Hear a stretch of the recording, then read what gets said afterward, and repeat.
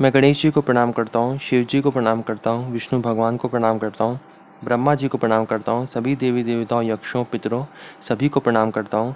प्रहलाद, नारद, पराशर, पुंडरीक, व्यासाम्बरीश, शुक, शौनक, भीष्म, दालभ्यान, रुकुमांगद, अर्जुन, विभीषण आदीन पुण्यानि मान परम भागवतान स्मरामि। शुरू करते हैं 58वां अध्याय, भगवान श्री कृष्ण के अन्यान्य विवाहों की कथा। श्री सुखदेव जी कहते हैं, परीक्षित, अब पांडवों का पता चल गया था कि वे लाक्षा भवन में जले नहीं हैं। एक बार भगवान श्री कृष्ण उनसे मिलने के लिए इंद्रप्रस्थ पधारे। उनके साथ सात्यकी आदि बहुत से यदुवंशी भी थे। जब वीर पांडवों ने देखा कि सर्वेश्वर भगवान श्री कृष्ण पधारे हैं, तो जैसे प्राण का संचार होने पर सभी इंद्रियां सचेत हो जाती हैं, वैसे ही वह सब के सब एक साथ उठ खड़े हुए। वीर पांडवों ने भगवान श्री कृष्ण का आलिंगन किया। उनके अंग संग से इनके सारे पाप ताप धुल गए। भगवान की प्रेम भरी मुस्कुराहट से सुशोभित मुख सुषमा देखकर वे आनंद में मग्न हो गए। भगवान श्री कृष्ण ने युधिष्ठिर और भीमसेन के चरणों में प्रणाम किया और अर्जुन को हृदय से लगाया।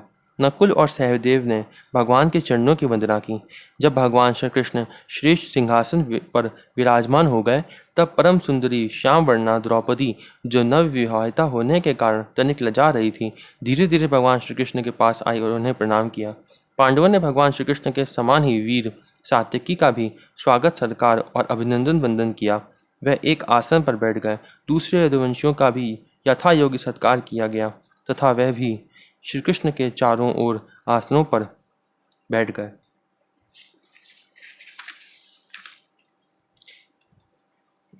इसके बाद भगवान श्री कृष्ण अपनी फुआ कुंती के पास गए और उनके चरणों में प्रणाम किया। कुंती जी ने अत्यंत स्नेहवश उन्हें अपने हृदय से लगा लिया। उस समय उनके नेत्रों में प्रेम के आंसू छलक आए। कुंती जी ने श्री कृष्ण से अपने भाई बंधुओं की कुशल क्षेम पूछी और भगवान ने भी उनका यथोचित उत्तर देकर उनसे उनकी पुत्रवधू द्रौपदी और स्वयं उनका कुशल मंगल पूछा। उस समय प्रेम की विह्वलता से कुंती जी का गला रूंध गया था। नेत्रों से आंसू बह रहे थे। भगवान के पूछने पर उन्हें अपने पहले के क्लेश पर क्लेश याद आने लगे और वे अपने को बहुत संभाल कर, जिनका दर्शन समस्त क्लेशों का अंत करने के लिए ही हुआ करता है, उन भगवान से श्री कृष्ण से कहने लगी, श्री कृष्ण, जिस समय तुमने हम लोगों को अपना कुटुंबी संबंधी समझकर स्मरण किया और हमारा कुशल मंगल जानने के लिए भाई अक्रूर को भेजा, उसी समय हमारा कल्याण हो गया। हम अनाथों को तुमने सनाथ कर दिया। मैं जानती हूँ कि तुम संपूर्ण जगत के परम हितैषी सुहृद और आत्मा हो।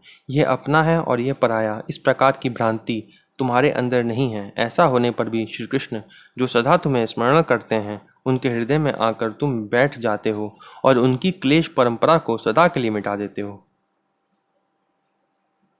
युधिष्ठिर जी ने कहा, सर्वेश्वर श्री कृष्ण, हमें इस बात का पता नहीं है कि हमने अपने पूर्व जन्मों में या इस जन्म में कौन सा कल्याण साधन किया है। आपका दर्शन बड़े बड़े योगेश्वर भी बड़ी कठिनता से प्राप्त कर पाते हैं और हम कुबुद्धियों को घर बैठे ही आपके दर्शन हो रहे हैं। राजा युधिष्ठिर ने इस प्रकार भगवान का खूब सम्मान किया और कुछ दिन वहीं रहने की प्रार्थना की। इस पर भगवान श्री कृष्ण इंद्रप्रस्थ के नर नारियों को अपनी रूप माधुरी से नयनानंद का दान करते हुए बरसात के 4 महीनों तक सुखपूर्वक वहीं रहे। परीक्षित, एक बार वीर शिरोमणि अर्जुन ने गांडीव धनुष और अक्षय बाण वाले 2 तरकस लिए तथा भगवान श्री कृष्ण के साथ कवच पहनकर अपने उस रथ पर सवार हुए जिस पर वानर चिन्ह से चिन्हित ध्वजा लगी हुई थी। ये वानर चिन्ह से चिन्हित ध्वजा जो है, ये अर्जुन के, आपने तस्वीरों में भी देखा होगा कि एक ध्वजा लगी होती है जिसमें वानर चिन्ह होता है, वो हनुमान जी का होता है। आगे पढ़ते हैं। इसके बाद विपक्षी वीरों का नाश करने वाले अर्जुन उस गहन वन में शिकार खेलने गए जो बहुत से सिंह, बाघ आदि भयंकर जानवरों से भरा हुआ था। वहां उन्होंने बहुत से बाघ, सुअर, भैंसे, काले हिरन, शरभ, गवय, नीलापन लिए हुए भूरे रंग का एक बड़ा हिरन, गेंडे, हरिन, खरगोश और शल्लक, शाही आदि पशुओं पर अपने बाणों का निशाना लगाया। उनमें से जो यज्ञ के योग्य थे, उन्हें सेवक गण पर्व का समय जानकर राजा युधिष्ठिर के पास ले गए। अर्जुन शिकार खेलते खेलते थक गए थे। अब वे प्यास लगने पर यमुना जी के किनारे गए। भगवान श्री कृष्ण और अर्जुन दोनों महारथियों ने यमुना जी में हाथ पैर धोकर उनका निर्मल जल पिया और देखा कि एक परम सुंदरी कन्या वहां तपस्या कर रही है। उस श्रेष्ठ सुंदरी की जंघा, दांत और मुख अत्यंत सुंदर थे। अपने प्रिय मित्र श्री कृष्ण के भेजने पर अर्जुन ने उसके पास जाकर पूछा, सुंदरी, तुम कौन हो, किसकी पुत्री हो, कहाँ से आई हो और क्या करना चाहती हो? मैं ऐसा समझता हूँ कि तुम अपने योग्य पति चाह रही हो। हे कल्याणी, तुम अपनी सारी बात बतलाओ। कालिंदी ने कहा, मैं भगवान सूर्यदेव की पुत्री हूँ। मैं सर्वश्रेष्ठ वरदानी भगवान विष्णु को पति के रूप में प्राप्त करना चाहती हूँ और इसलिए यह कठोर तपस्या कर रही हूँ। वीर अर्जुन, मैं लक्ष्मी के परम आश्रय भगवान को छोड़कर और किसी को अपना पति नहीं बना सकती। अनाथों के एकमात्र सहारे प्रेम वितरण करने वाले भगवान श्री कृष्ण मुझ पर प्रसन्न हो। मेरा नाम है कालिंदी। यमुना जल में मेरे पति सूर्य ने मेरे लिए एक भवन भी बनवा दिया है। उसी में मैं रहती हूँ। जब तक भगवान का दर्शन ना होगा मैं यहीं रहूंगी। अर्जुन ने जाकर भगवान श्री कृष्ण से सारी बातें कहीं। वह तो पहले से ही ये सब कुछ जानते थे। अब उन्होंने कालिंदी को अपने रथ पर बैठा लिया और धर्मराज युधिष्ठिर के पास ले आए।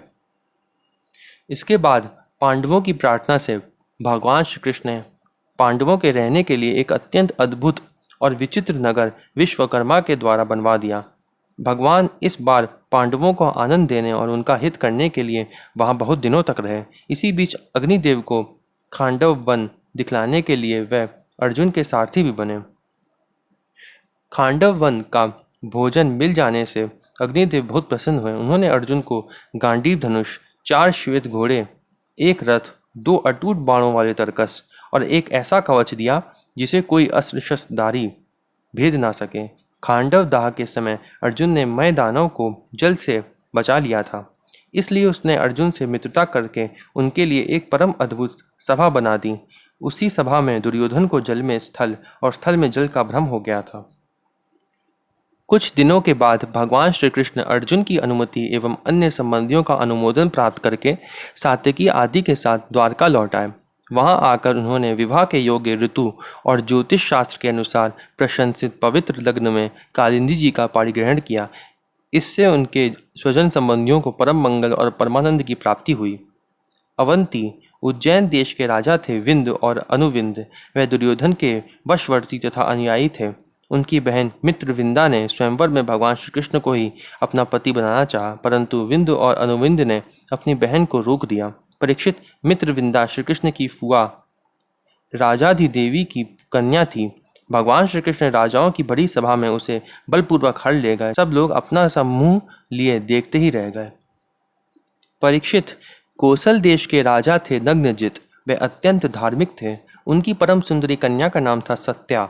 नग्नजित की पुत्री होने से वह नग्नजिती भी कहलाती थी। परीक्षित, राजा की प्रतिज्ञा के अनुसार 7 दुर्दांत बैलों पर विजय प्राप्त न कर सकने के कारण कोई राजा उस कन्या से विवाह न कर सके, क्योंकि उनके सींग बड़े तीखे थे और वह बैल किसी वीर पुरुष की गंध भी नहीं सह सकते थे। जब यदुवंश शिरोमणि भगवान श्री कृष्ण ने यह समाचार सुना कि जो पुरुष उन बैलों को जीत लेगा उसे ही सत्या प्राप्त होगी, तब वे बहुत बड़ी सेना लेकर कोसलपुरी अयोध्या पहुंचे। कौशल नरेश महाराज नग्नजित ने भी बड़ी प्रसन्नता से उनकी अगवानी की। आसन आदि देकर बहुत बड़ी पूजा सामग्री से उनका सत्कार किया। भगवान श्री कृष्ण ने भी उनका बहुत बड़ा अभिनंदन किया। राजा नग्नजित की कन्या सत्या ने देखा कि मेरे चिर अभिलिषित रंभा रमण भगवान श्री कृष्ण यहाँ पधारे हैं। तब उसने मन ही मन यह अभिलाषा की कि यदि मैंने व्रत नियम आदि का पालन करके इन्हीं का चिंतन किया है तो यही मेरे पति हों और मेरी विशुद्ध लालसा को पूर्ण करें। नग्नजिती सत्या मन ही मन सोचने लगी, भगवती लक्ष्मी, ब्रह्मा, शंकर और बड़े बड़े लोकपाल जिनके पद पंकज का पराग अपने सिर पर धारण करते हैं और जिन प्रभु ने अपनी बनाई हुई मर्यादा का पालन करने के लिए ही समय समय पर अनेकों लीला अवतार ग्रहण किए हैं, वह प्रभु मेरे किस धर्म, व्रत अथवा नियम से प्रसन्न होंगे? वह तो केवल अपनी कृपा से ही प्रसन्न हो सकते हैं। परीक्षित, राजा नग्नजित ने भगवान श्री कृष्ण की विधिपूर्वक अर्चा पूजा करके यह प्रार्थना की कि जगत के एकमात्र स्वामी नारायण, आप अपने स्वरूप भूत आनंद से ही परिपूर्ण हैं और मैं हूँ एक तुच्छ मनुष्य। मैं आपकी क्या सेवा करूँ?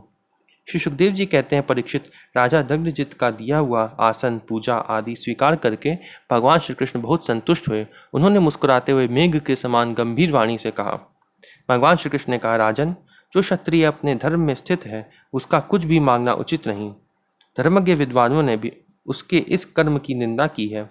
फिर भी मैं आपसे सौहार्द का संबंध स्थापित करने के लिए आपकी कन्या चाहता हूँ। हमारे यहाँ इसके बदले में कुछ शुल्क देने की प्रथा नहीं है। राजा दग्धजित ने कहा, प्रभु, आप समस्त गुणों के धाम हैं, एकमात्र आश्रय हैं। आपके वक्षस्थल पर भगवती लक्ष्मी नित्य निरंतर निवास करती हैं। आपसे बढ़कर कन्या के लिए अभीष्ट वर भला और कौन हो सकता है। परंतु यदुवंश शिरोमणि, हमने पहले ही इस विषय में एक प्रण कर लिया है। कन्या के लिए कौन सा वर उपयुक्त है, उसका बल पौरुष कैसा है, इत्यादि बातें जानने के लिए ही ऐसा किया गया है। वीर श्रेष्ठ श्री कृष्ण, हमारे ये 7 बैल किसी के वश में न आने वाले और बिना सधाए हुए हैं। इन्होंने बहुत से राजकुमारों के अंगों को खंडित करके उनका उत्साह तोड़ दिया है। श्री कृष्ण, यदि इन्हें आप ही नाथ लें, अपने वश में कर लें, तो लक्ष्मीपति आप ही हमारी कन्या के लिए अभीष्ट वर होंगे। भगवान श्री कृष्ण ने राजा दग्धजित का ऐसा प्रण सुनकर कमर में फेंट कस ली और अपने 7 रूप बनाकर खेल खेल में ही उन बैलों को नाथ लिया। इससे बैलों का घमंड चूर हो गया और उनका बल पौरुष भी जाता रहा। अब भगवान श्री कृष्ण उन्हें रस्सी से बांधकर इस प्रकार खींचने लगे जैसे खेलते समय नन्हा सा बालक काट के बैलों को घसीटता है। राजा दग्धजित को बड़ा विस्मय हुआ। उन्होंने प्रसन्न होकर भगवान श्री कृष्ण को अपनी कन्या का दान कर दिया और सर्वशक्तिमान भगवान श्री कृष्ण ने भी अपने अनुरूप पत्नी सत्या का विधिपूर्वक पाणी ग्रहण किया। रानियों ने देखा कि हमारी कन्या को उसके अत्यंत प्यारे भगवान श्री कृष्ण ही पति के रूप में प्राप्त हो गए हैं। उन्हें बड़ा आनंद हुआ और चारों ओर बड़ा भारी उत्सव मनाया जाने लगा। शंख, ढोल, नगाड़े, बाजे बजने लगे। सब ओर गाना बजाना होने लगा। ब्राह्मण आशीर्वाद देने लगे। सुंदर वस्त्र, पुष्पों के हार और गहनों से सज धज कर नगर के नर नारी आनंद मनाने लगे। राजा दग्धजित ने 10,000 गौएं और 3,000 ऐसी नवयुवती दासियां जो सुंदर वस्त्र तथा गले में स्वर्ण हार पहने हुई थीं, दहेज में दी। इनके साथ ही 9,000 हाथी, 9 लाख रथ, 9 करोड़ घोड़े और 9 अरब सेवक भी दहेज में दिए। कौशल नरेश राजा दग्धजित ने कन्या और दामाद को रथ पर चढ़ाकर एक बड़ी सेना के साथ विदा किया।